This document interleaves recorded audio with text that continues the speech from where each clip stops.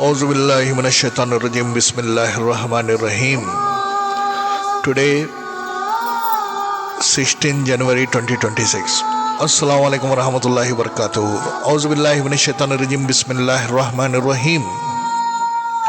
Alhamdulillahi rabbil alamin ar-rahmanir rahim maliki yawmiddin iyyaka na'budu wa iyyaka nasta'in ihdinas siratal mustaqim siratal ladzina an'amta alaihim ghairil maghdubi alaihim waladdallin amin.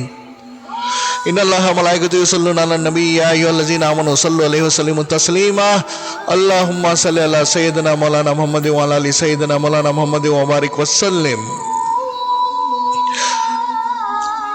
قال الله تعالى في القرآن المجيد والفرقان الحميد أعوذ بالله من الشيطان الرجيم بسم الله الرحمن الرحيم اهدنا الصراط المستقيم صدق الله العظيم.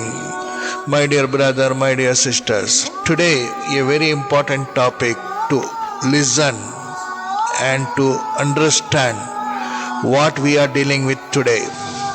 So remember, you should know your history.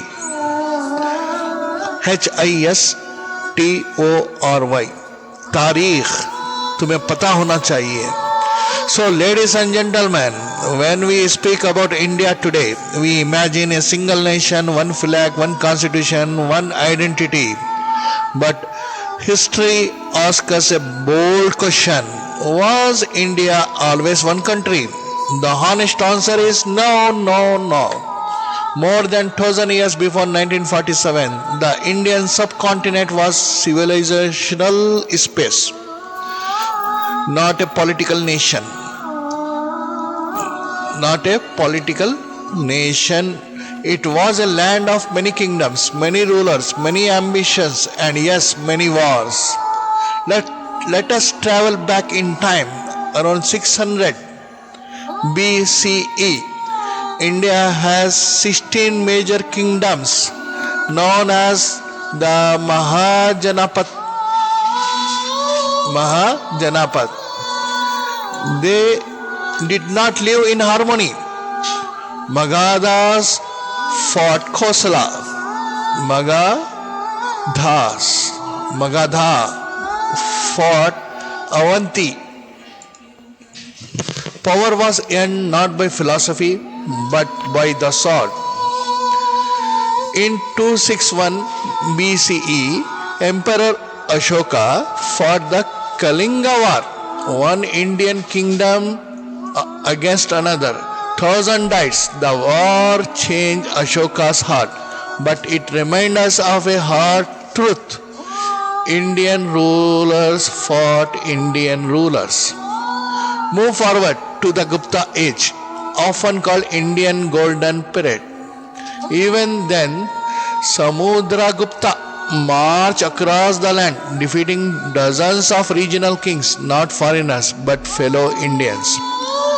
In the early medieval period, from 750 to 950 CE, three great Indian dynasties, the Pallas, the Parthiras, and the Rashtrakutas, fought for nearly 200 years over the city of Kanuj.